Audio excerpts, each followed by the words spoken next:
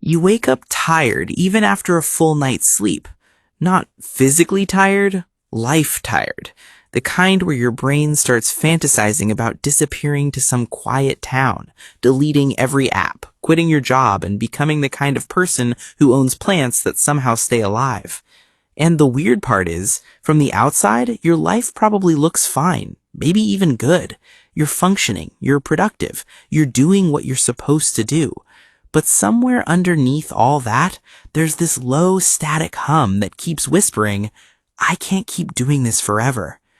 Most people think that feeling means they're lazy, ungrateful, or just burnt out. But sometimes that feeling isn't weakness. Sometimes it's your life trying to tell you that you've built something you can survive in, but not something you actually belong in. And once you see the difference, you can't unsee it. The real question isn't how to escape your life, it's why you built one you keep needing to escape from in the first place. The idea is simple.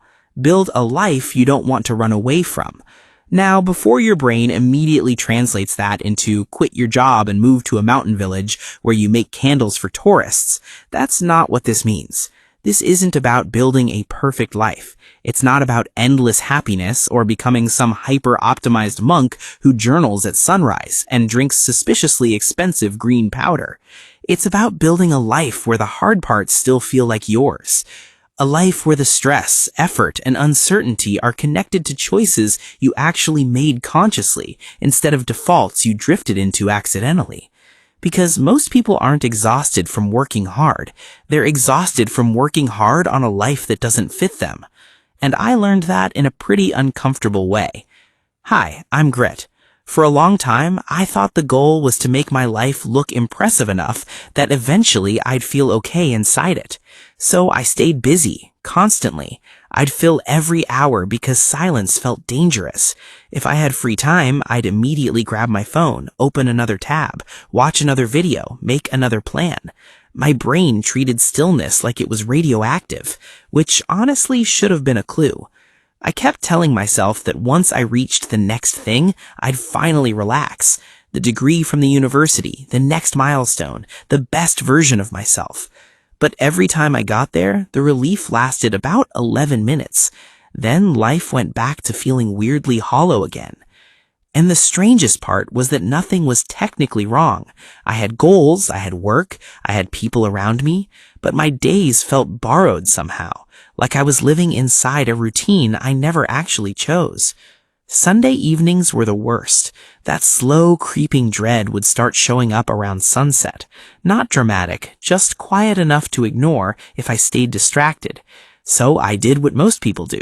I called it stress, burnout, adulthood, maybe Mercury retrograde. Blame the planets, why not? But eventually, I had this moment where I realized something uncomfortable.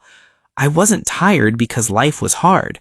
I was tired because almost every part of my life had been designed reactively instead of deliberately. And once that thought landed, everything started to make sense.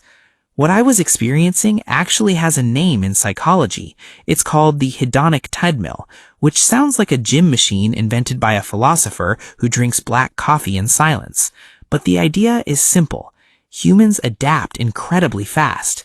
You get the thing you wanted, your brain adjusts, and suddenly what once felt exciting becomes normal. Then you start chasing the next thing.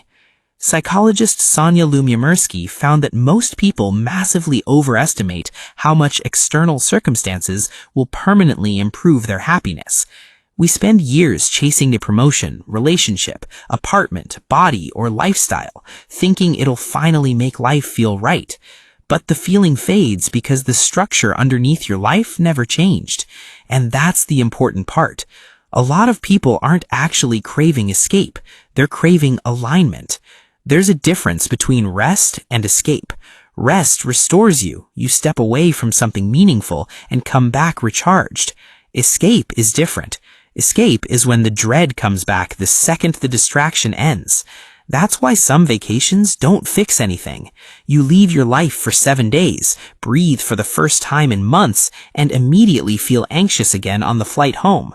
Because the problem wasn't that you needed a break. The problem was that your normal life had become something your nervous system was trying to flee from.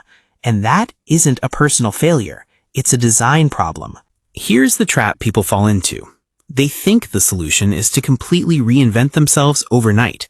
New city, new job, new personality. Maybe buy a Gucci bag and suddenly become spiritually healed. But most of the time, that's just another form of escape wearing better lighting. The true fix doesn't announce itself that loudly. You start paying attention to your actual life instead of your fantasy life. Not the version you post, the version you wake up inside every day. You notice what drains you consistently, what gives you energy consistently, who makes you feel more like yourself, who makes you feel like you're performing. And yeah, this part is annoyingly unglamorous, because building a life you don't want to escape mostly comes down to small structural choices repeated over time, not dramatic reinventions.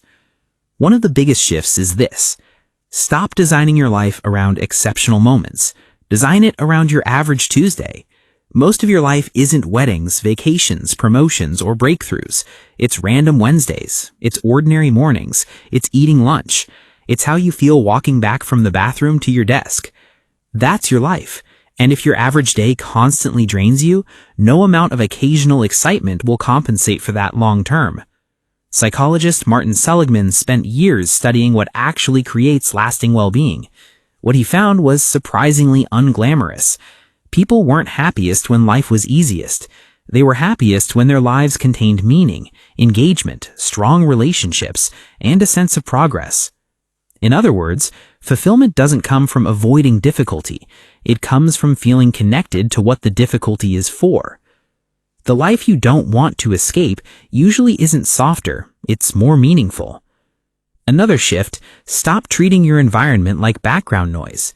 Your environment is shaping you constantly. The people around you, your routines, your physical space, your schedule. Behavior scientist B.J. Fogg talks about how people rely too much on motivation when they should be relying on design.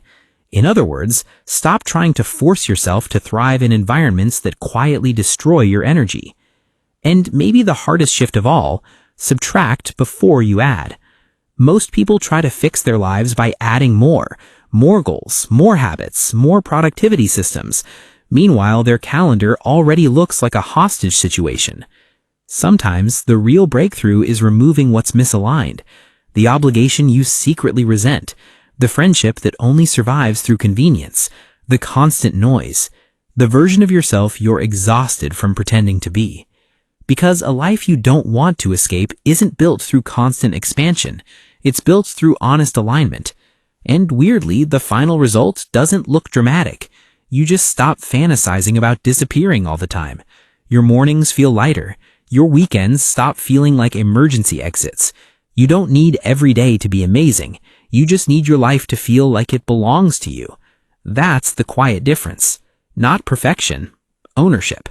And honestly, that's enough to change everything.